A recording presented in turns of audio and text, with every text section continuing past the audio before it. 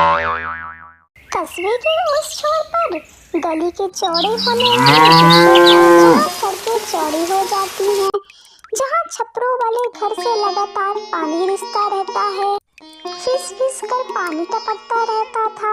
पिंकी नाम की एक लड़की रहती थी। पूरा कस्बा उसे इसी नाम से पुकारता था। हालांकि उसका असली नाम सुमन था और वह इस दुनिया में बिल्कुल अकेली थी। वह जंगल से जंगली फल जुटाने, लकड़ियां बटोरने और पानी लेने के लिए जंगल की तरफ निकलती है। मगर आज का रास्ता थोड़ा अलग था। एक ऐसी पगडंडी जहाँ घास और जंगली लकड़ी उगी हुई थी। एक पेड़ के नीचे लकड़ियां बटोरते हुए अचानक एक अजीब सी शांति छाई और एक इंसानी साया नजर आया। तब उसने देखा कि वहाँ एक साधु बाबा खड़े थे। बेटा, इतनी सुबह सुबह यहाँ अकेले कैसे? तेरे कदमों में थकान साफ झलक रही है। बाबा, ये जंगल ही मेरा सहारा है। मैं यहाँ लकड़ियाँ लेने आती हूँ। लकड़ियाँ बेचकर और कभी कभार मिल जाने वाले जंगली फल, फूल से ही जीवन की गाड़ी आगे बढ़ रही है। तेरे माथे पर कोई कठोर रेखा नहीं बेटी, तेरे चेहरे पर तो कोई कड़वाहट नहीं, किंतु एक उदास छाया अवश्य है। बस एक फिक्र सी दिखती है। मुझे बताओ, तुम्हारा नाम क्या है बच्चे? सुमन। मेरा नाम सुमन है बाबा। लोग मुझे कभी कभी पिंकी कहते हैं। पिंकी, भाग्य तो तुम्हारा साथ दे रहा है। किस्मत अच्छी है, लेकिन किस्मत अकेले काम नहीं आती। उसे जगाने के लिए हाथों में मेहनत की कुदाल भी थामनी होगी। मेहनत से खेती करो, खेती का रास्ता अपनाओ।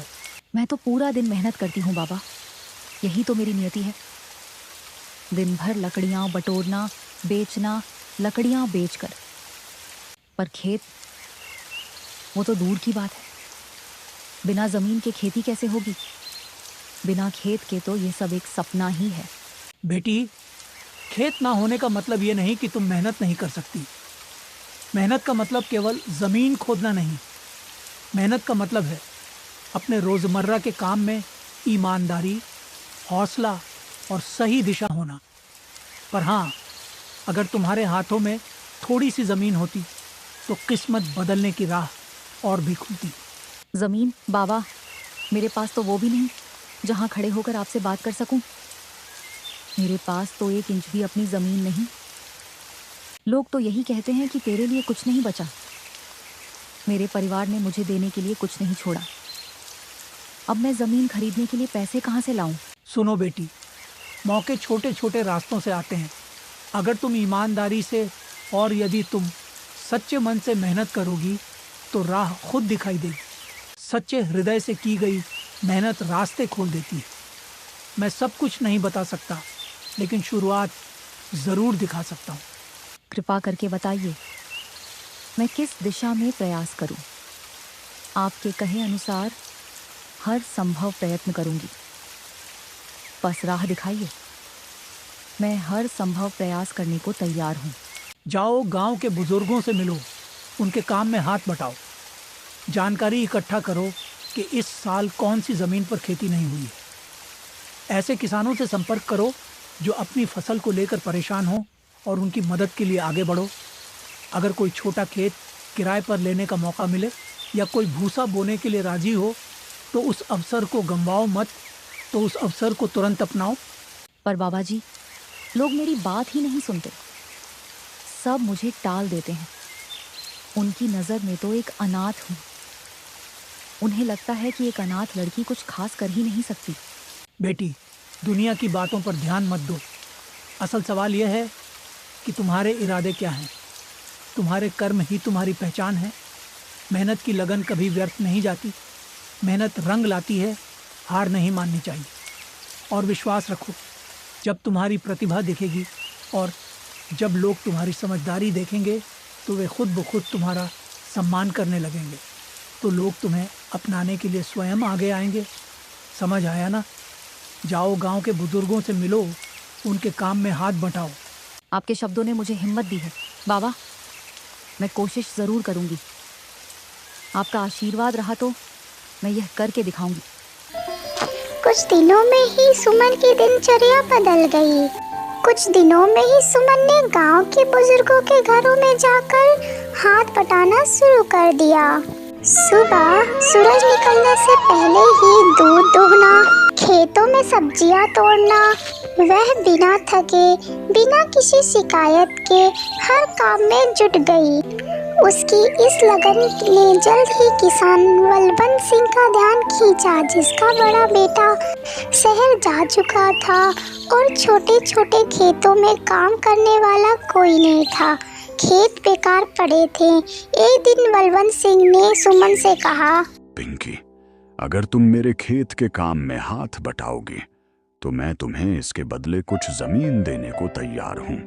मालिक, क्या यह सपना है? आप मुझे जमीन देने का वादा कर रहे हैं? ये सच है? जमीन मुफ्त में नहीं मिलेगी बेटा, ये एक तरह का इम्तिहान है। ये जमीन मैं बिना मेहनत के तो दे नहीं सकता। पहले मैं तुम्हारा काम देख लूं। पहले तुम काम सी तुम्हारी मेहनत देखकर ही मैं तय करूंगा कि तुम्हें जमीन का हकदार बनना चाहिए या नहीं। आप चिंता ना करें मालिक, मैं पूरी ईमानदारी से काम करूंगी। साधु के वचन अब धीरे धीरे फलने लगे। साधु की सलाह से रंग लाना शुरू कर दिया। साधु की बातें अमृत समान साबित होने लगी। वह जंगल वाले साधु अब सुमन के मार्गदर्शक बन गए। और सबसे बड़ा बदलाव सुमन की मेहनत और स्वभाव में झलक रहा था। अब यह सिर्फ लकड़ियां ही नहीं बटोरती, बल्कि खेती किसानी की कला भी सीख रही थी। एक सुबह हल्की बारिश की फुहारों के साथ जब खेतों में मिट्टी की महक हो रही थी, सुमन उसी में डूबकर काम कर रही थी। तभी गांव के लोगों ने उससे कहा, पिंकी बेटा, आज शाम को गांव की बड़ी पंचायत है, तू भी जरूर आना। अरे बड़ी पंचायत? पर मुझे क्यों? पर मुझ जैसी को वहां क्यों बुलाया गया है? अरे बड़ी पंचायत? पर मुझे क्यों? पर मुझ जैसी को वहां क्यों बुलाया गया है? पंचायत में मेरा क्या काम? तो सिर्फ एक साधारण लड़की हूँ, पर मैं इसमें क्यों आऊं? क्यों नहीं बेटा, तेरी मेहनत तो सबकी नजर में है। तू मेहनती लड़की है, सब जानते हैं। तेरी मेहनत रंग लाई है, सब तेरी हिम्मत की दाद देंगे। सुमन का दिल तेजी से धड़क रहा था, मगर अंदर से वह खुशी से भरी पड़ी थी। यह सभा उसके लिए नई संभावनाओं का द्वार थी। शायद यही वह मौका था जिसकी ओर साधु ने इशारा किया था। उसकी किस्मत बदलने का एक नया सुनहरा अवसर। और फिर सभा के बीचों बीच बलवंत सिंह ने सबको संबोधित किया। इस बच्ची ने खेत में कमाल की मेहनत की है। इसकी मेहनत देखी है मैंने। सोचता हूँ इसे थोड़ी जिम्मेदारी देकर आजमाएं। एक छोटा सा खेत है, बीज बोने के लिए, वो मैं इसे कुछ दिनों के लिए देना चाहता। अरे बलवंत सिंह, सोच समझकर फैसला करो। इस अनाथ बच्ची को जमीन देना ठीक नहीं। खेती कोई बच्चों का खेल नहीं है। बलवंत सिंह है, ये किस सनक में पड़ गए हो? एक अनाथ लड़की को जमीन? खेती बाड़ी का काम यूं नहीं चलता, ये कोई खिलवाड़ नहीं है। क्या बात करते हो बलवंत सिंह? इस अनाथनी को जमीन? क्या समझते हो खेती बाड़ी को? यह कोई हंसी खेल नहीं है बलवंत, यह गलत फैसला है। सुनो भाइयों, मैंने यह निर्णय उसकी लगन देखकर ही लिया है। मैंने इस बच्ची के हौसले को देखा है। अगर वह विफल हुई तो उसका दोष मुझ पर रहेगा, जिम्मेदारी मेरी। किंतु यदि सफल हुई तो यह हम सभी के गांव का गौरव बढ़ाएगी। यह हम सभी के लिए गर्व की बात होगी। अगर यह कामयाब हुई तो यह हम सभी के नाम एक मिसाल बनेगी। पूरे गांव का नाम रोशन होगा। यह पहली बार मौका था जब किसी ने सुमन को मौका दिया था। वह रात भर सो नहीं पाई। उसके मन में उम्मीद की एक नई किरण जगी थी। मुश्किल यह थी कि उसके पास बीज बोने के लिए धान नहीं था। बाजार में मदद मांगने पर भी किसी ने साथ नहीं दिया। सुमन गांव के हर घर के दरवाजे पर बीज के लिए गुहार लगाने लगी। घर घर भीख मांगने पर भी कुछ नहीं मिला। मगर सुमन को हर बार खाली हाथ लौटना पड़ा। एक दिन निराश होकर बैठी थी, अचानक एक बूढ़ा किसान उसके पास आकर बैठ गया। बेटी, क्यों उदास हो? सबके पास सलाह देने को तो धान है, पर देने को एक दाना भी नहीं। बताओ, बिना बीज के इस खेत का क्या करूं? मुझे धान के बीज चाहिए, पर किसी ने नहीं दिए। बिना बीज के मैं खेत में क्या बोऊं? पिंकी, तू कुछ उगाना चाहती है? क्या तेरे पास कोई बीज है जो तू बो सके? मेरे पास तो कुछ नहीं बचा, बस रसोई में पड़ा थोड़ा, बस वही पुराना भूसा है। पर भला भूसे से धान का पौधा कहाँ फूटता है? भूसा बोने से कुछ नहीं होता, यह सुनकर मत रुकना। भूसा बोने पर उपज नहीं होती, यह सत्य है। परंतु मिट्टी का जादू तो हाथों की मेहनत और परिश्रम और लगन से जगता है। जमीन का दिल तो देखभाल से पिघलता है, बीज से नहीं। भूसा? हाँ, वो तो है, पर क्या भूसे से खेत हरे भरे हो जाएंगे? क्या भूसा धान बनकर उगाएगा? अगले दिन का सूरज अभी उगा ही था कि सुमन अपने घर का सारा भूसा समेटकर खेत ले आई। सुमन को खेत में भूसा बोते देखकर गांव की कुछ महिलाएं आपस में फुसफुसा रही थी। यह दृश्य देखकर गांव वाले हैरान रह गए और उसे टोकते हुए बोले, अरे, ये क्या कर रही हो? क्या सच में भूसा बो रही हो? क्या बात है, भूसे को बोकर सोना उगाना चाहती हो? रुक जाओ, ये क्या बेवकूफ़ी भरा काम कर रही हो? भूसा बोने से कुछ नहीं होगा। सुमन ने तो कोई जवाब नहीं दिया। वह अपने काम में लगी रही, भूसे को खेत में बिखेरती, भूसे के ऊपर मिट्टी सानती, कभी पानी से सिंचाई करती। सुमन हर दिन खरपतवार निकालती और निदाई किया करती थी। सुमन हरी पत्तियों की तलाश में रहती। गांव वाले सब सुमन की इस हरकत से हैरान थे। इस निरर्थक प्रयास में इतनी मेहनत क्यों कर रही है? पूरा 1 महीना गुजर गया, लेकिन खेत अभी भी खाली था। लेकिन सुमन अपने प्रयास में अड़ी रही। मैं पूरी लगन से काम कर रही हूँ। अब ईश्वर से सिर्फ इतनी प्रार्थना है कि मेहनत रंग लाए। एक सुबह जब सुमन ने खेत में कदम रखा तो उसकी आंखें चमक उठी। खेत के मध्य में हरियाली की बारीक रेखाएं उभर रही थी। छोटे छोटे पौधे मिट्टी को चीरते हुए बाहर आ रहे थे। असंख्य नन्हे पौधे धरती से सिर निकाल रहे थे, मानो प्रकृति ने स्वयं उसे उपहार दे दिया हो। यह सब देखकर सुमन की आंखों में खुशी के आंसू छलक आए। सुमन का हृदय प्रसन्न से भर गया। सुमन खुशी से झूम उठी। हे ईश्वर, आप हैं, सच में हैं। प्रभु, आप तो सचमुच इसी संसार में हैं। गांव वालों ने भी यह नजारा देखा और सबके चेहरे पर खुशी की लहर दौड़ गई। अगले कुछ हफ्तों में वे पौधे तेजी से बढ़े, लंबे हुए और अब साफ पहचान में आने लगे कि ये धान के पौधे हैं। समय बीतने के साथ ही पूरा खेत हरी भरी बालियों से लहलहा उठा। धीरे धीरे पूरा खेत हरी बालियों से भर गया। यह तो भगवान की कृपा है। मेहनत और ईमानदारी कभी खाली नहीं जाती। सुमन का जीवन एक नई राह पर चल पड़ा।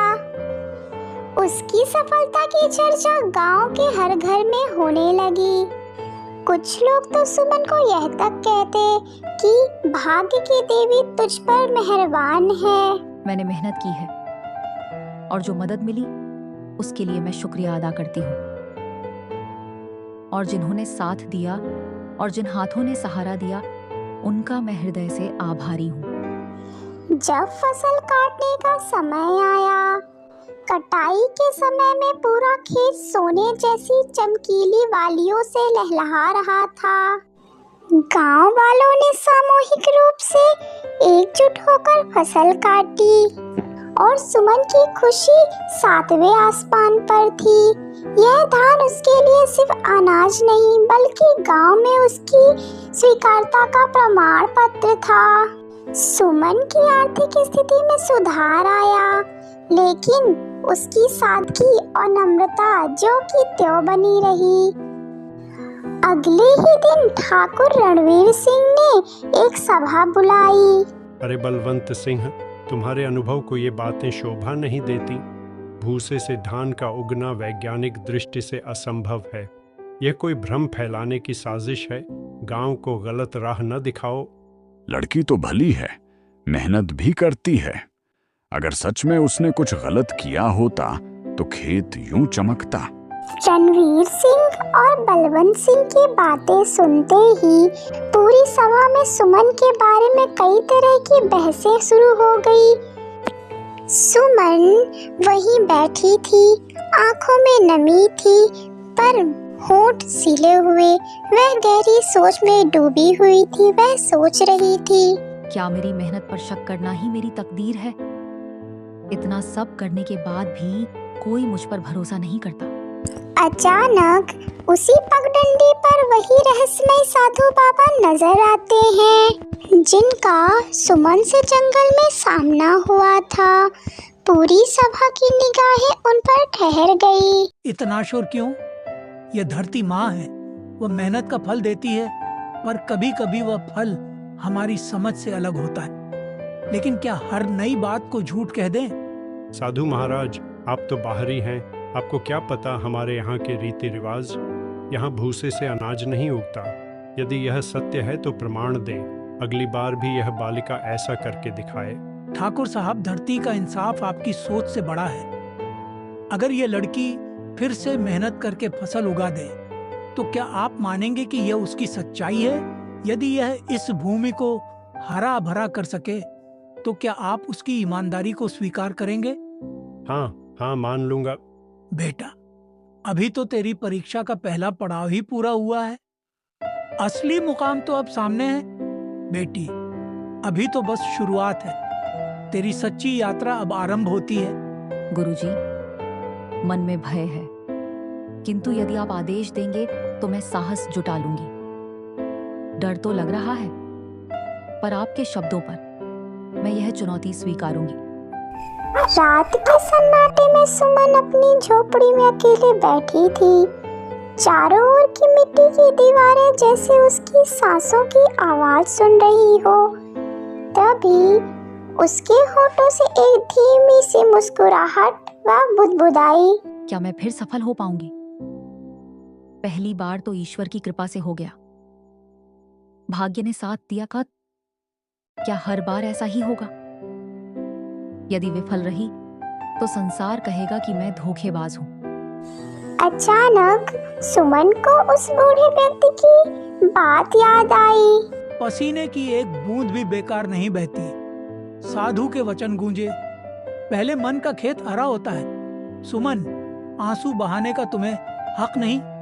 तुम्हें डटकर मेहनत करनी होगी, चाहे अकेले ही क्यों न जूझना पड़े। समय बीता और एक दिन सुमन ने फिर से उसी वन में साधु को खोज निकाला। बाबा, इस बार तो संसार ने मेरे लिए और कठिन चुनौतियां और रख दी हैं। सब मुझे और ज्यादा परख रहे हैं। ठाकुर साहब बीज देना ही नहीं चाहते, मेरे मार्ग में कांटे बो रहे हैं। ठाकुर साहब तो बीज ही रोपने पर तुले हैं। मैं कैसे काम करूं? बच्ची, बीज सिर्फ अनाज का नहीं, विश्वास का होता है तो भूसा भी सोना बन जाता है। जब दिल में यकीन हो तो भूसा भी बीज बन सकता है। तू अपना डर बो दे और उसे हिम्मत से सींच। देखना, वह हौसले के रूप में उगाएगा। आत्मविश्वास हो तो रुकावटें भी अवसर बन जाती हैं। बाबा, पर लोग क्या कहेंगे? वे मेरा मजाक उड़ाएंगे। लोग, उनकी बातें, उनकी हंसी। लोग तो हंसेंगे ही, लेकिन जब फसल अच्छी होती है तो वही तारीफ करते हैं। याद रख, तुझे खेत से नहीं, अपने डर से लड़ना है। सुमन ने विनम्रता पूर्वक अभिवादन किया। उसके चेहरे पर अब भय के बजाय पक्का इरादा झलक रहा था। बलवंत सिंह से मिले थोड़े से धान और अपनी बचत से जुटाए अनाज ने ही उसके लिए बीज का काम किया। पूरा गांव पुनः एक अद्भुत दृश्य देखने के लिए एकत्रित हुआ। अब देखें ये क्या कर पाती है।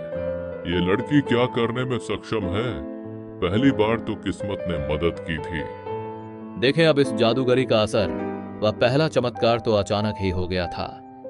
सुमन लोगों की बातें सुन रही थी, मगर उसने ध्यान नहीं दिया। उसने बीज बोए, खेत में दिन रात मेहनत की और अपनी फसल को पाला पोसा।